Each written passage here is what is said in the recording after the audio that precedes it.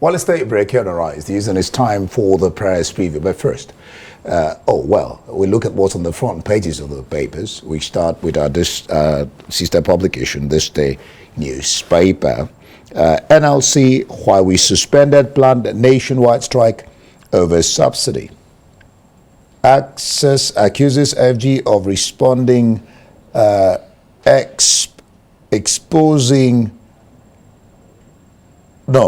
weaponizing ex-parte injunctions against workers.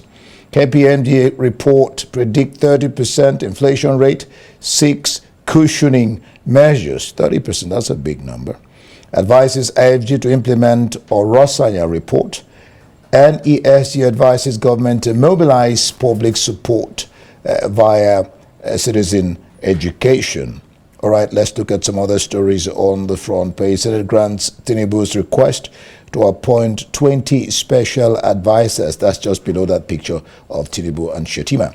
State assemblies inaugurate new speakers, others elected. P2B, petrol subsidy, and organized crime. And just above the nameplate, lawmakers call for forensic audit of 11.34 trillion Port Harcourt, Warri, Kaduna refineries rehabilitation. And on the top mast, Nadeko congratulates Tinubu's 6th return to federal system. I didn't know Nadeko still exists. Well, the front page of the Punch is leading with subsidy story.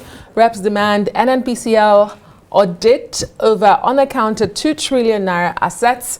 Some NNPCL subsidiaries bought crude oil without evidence of payment, according to lawmakers.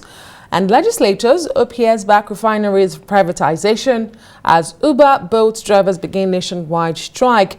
The leading picture on the front page of the Punch this morning is that of the Speaker of the Lagos State House of Assembly, Obasa, re-elected as Sanwo-Olu inaugurates the assembly. Above the masthead this morning, House alleges fraud, asks Tinubu to suspend Nigeria Air. 51 jostle for Kogi, Bayelsa, Imo governorship seats as INEC has now released the final list. And then finally up there, Senate throws out Buhari's controversial water bill.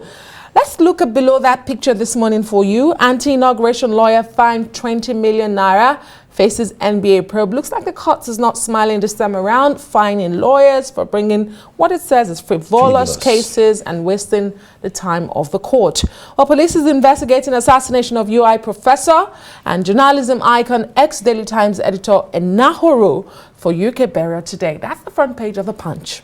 Well, that one on Uber and both shook myself and Emmanuel. He had to look at me and I had to look at him. Oh, well, let's look at the Daily Sun newspaper. NAS leadership still making news. Babio's bid faces hiccups as senators-elect withdraw support. APC diaspora rally support for Orji Carlo. APC governors endorse Abbas Carlo. Allow lawmakers to choose their leaders. That's coming from NEF. Just beside the Sun logo, OT terminates revenue collection appointment, suspends bank payments from unauthorized channels in Abia State. The Senate approves President's request to appoint 20 special advisors. Let's look at some other stories. Fuel subsidy removal should be implemented with palliatives in place, says Obi. INEC clears Uzodimma, Sylvia, others for November off-cycle elections as governorship elections. Reps declare Nigeria Air launch fraud, 6 prosecution of promoters, and court dismisses suit against Tinubu's inauguration. INEC denying us access to sensitive documents. Atiku, PDP, tell tribunal. Discloses plans to summon top INEC officials. That's the Sun newspaper. Well, The Guardian is looking at the rising energy costs, and it's breaking it down by diesel, gas, and grid supply. Well, the story it says is unreliable grid, alternative energy spike borrowing costs by 50%.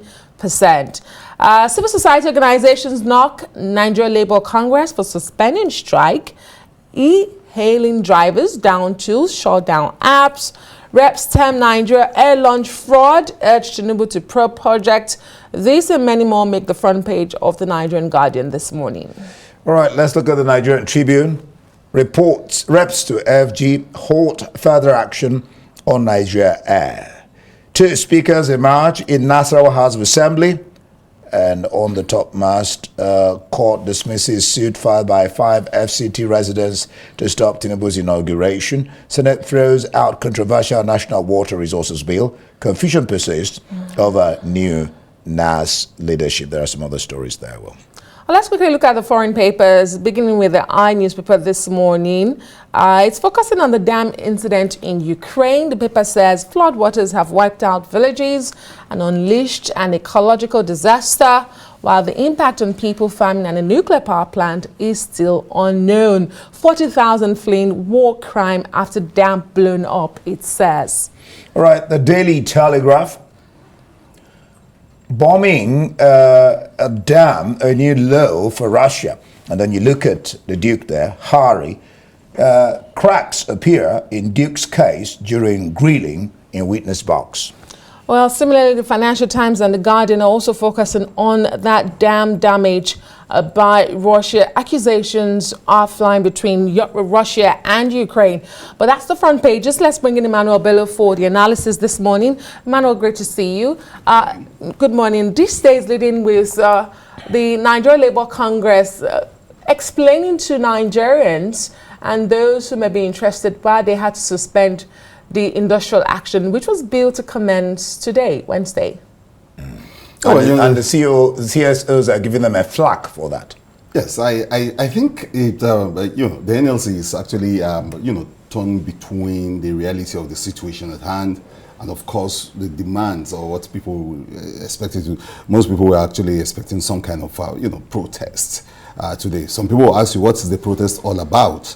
And the civil society, indeed, like you say, are actually not happy. I know quite talking to some people who say that, look, it's actually not right. In fact, some people even saying that probably Labour has been compromised. But Labour is pushing back and said, look, there was a court injunction stopping us. But of course, there were voices earlier in the week who were saying that court case or court injunctions or no, they were going to go on these strikes. But now what the NLC is pushing for is saying, look, we're just law-abiding people, and we don't want to, take to the streets when the courts are saying we shouldn't. But other voices in the polity are saying that, look, you should have just gone ahead with this protest. What was the protest going to address? Maybe address the problem of palliative, the issue of, that increase in minimum wage, indeed, that we were talking about yesterday, 200,000 naira increment. Maybe these strikes will have actually achieved that. But there are people, the anti-strike voices will tell you that, look, those strikes don't actually achieve anything. It actually deepens the hardship. Because at the end of the day, it's all, we're the one who are going to be back home, staying there, no way to go and all of that. So, but NLC is saying that, look, negotiations will take the place of protests, and that in making those negotiations, they were able to arrive at some things, because experts are already telling the federal government what to do about this situation. Part of it is what the Guardian is reporting, which is basically that more people should be told what is happening. And I think indeed that's part of that's part of the problem. We're not getting a lot of light around this issue. I think the Petroleum Ministry, or as a matter of fact, the NNPC should be telling us, telling the people, what's going on. People want to get answers to questions. That there are so many of them. What's going on? How much are we spending? What's going to happen going forward? Has these prices, have they come to stay? Will there be any kind of palliative? So they really need to engage, to get the buy-in of the Nigerian citizens. So some people are saying that this protest will have led to that.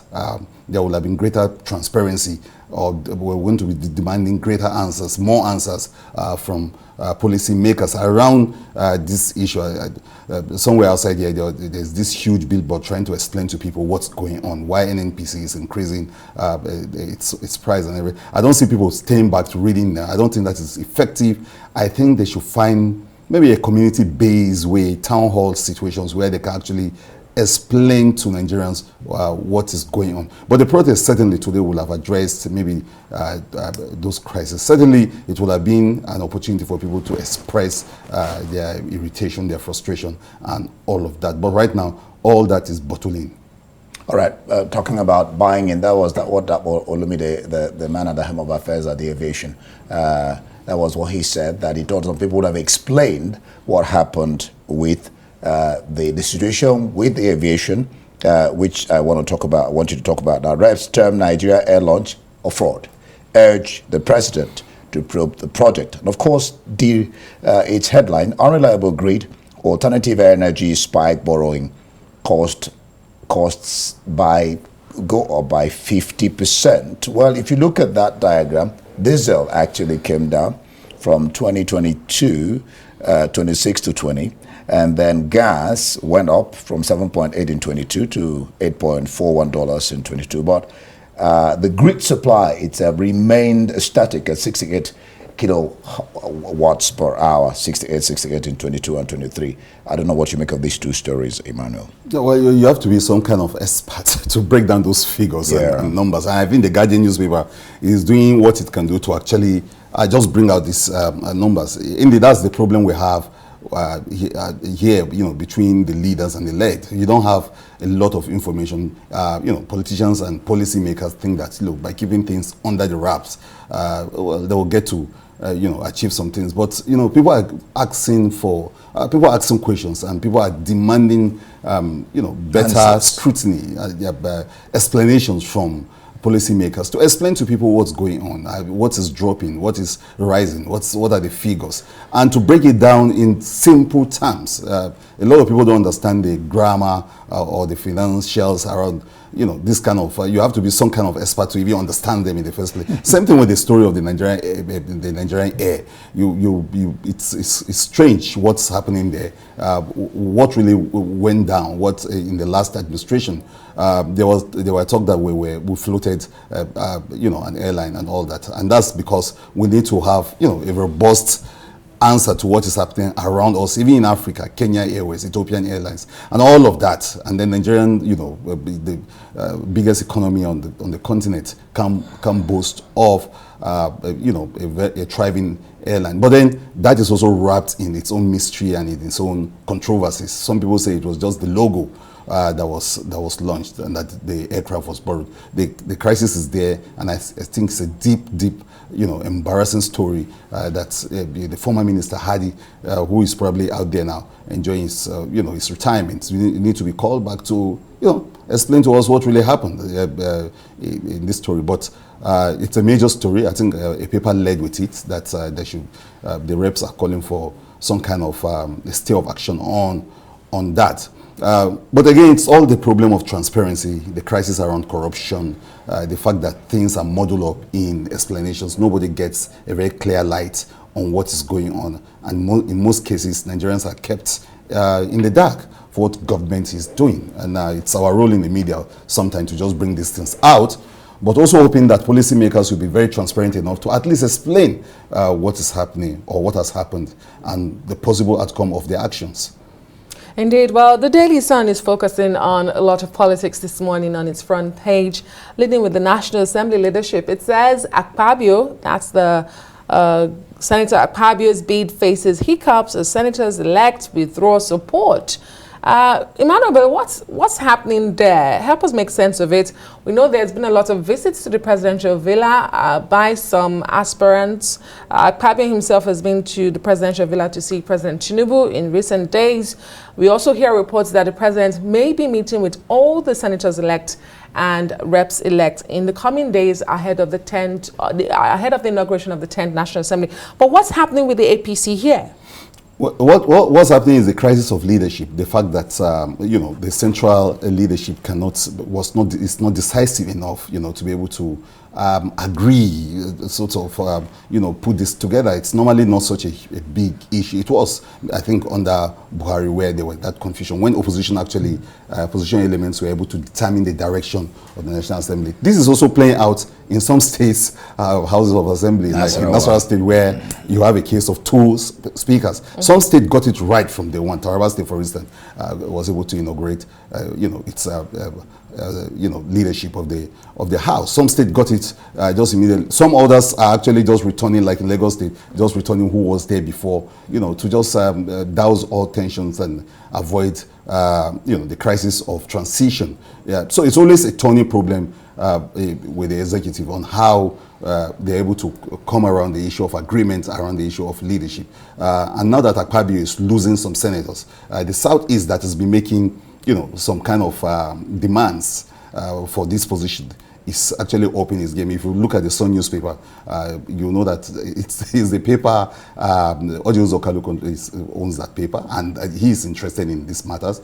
And it's one paper that, puts this on the front burner every day with all sorts of advocacy that the Southeast should occupy that position. And what's playing out now, it's this interplay of interest, the fact that on one hand there's Akpabio, on the other hand you have the governors, you have the Southeast leaders who are still demanding that the position should be open to the Southeast so that there will be balance. The issue of balance, and this what they call inclusivity. Yes, inclusive that too, and then of course it's how much I think these candidates are able to, or rather aspirants are able to go around and sway their colleagues to their side, because it's going to come down to voting when consensus probably must have fallen out at the end of the day. So that is what we're seeing playing out now. The interplay of interest on one hand and the need for control on the other hand. And of course, in the middle of it is the party itself, the APC, that doesn't seem to have any clear-cut idea on how to go about this. Okay, just one international paper, the story, two stories here quickly. The bombing of the dam, a new low for Russia. Well, Russia is denying it, but Ukraine is saying there's no how we could have bombed it. It's Russia that did that, and the environmental hazards that go with it. And then the cracks appearing in Duke's case during grilling in witness box. Emmanuel. I think everyone is focused on both story. The Ukraine story, this some people say is the lowest, point in the ongoing Russian-Ukrainian crisis. That's a war of attrition. Nobody knows where this is heading. But this dam bombing and the denials, a very interesting story. And I think a lot of people are covering and following the story. But the Harry's drama, it's his appearance in court. Yesterday was not in court, but I think it's a story indeed that interests all of us. The crisis of reporting.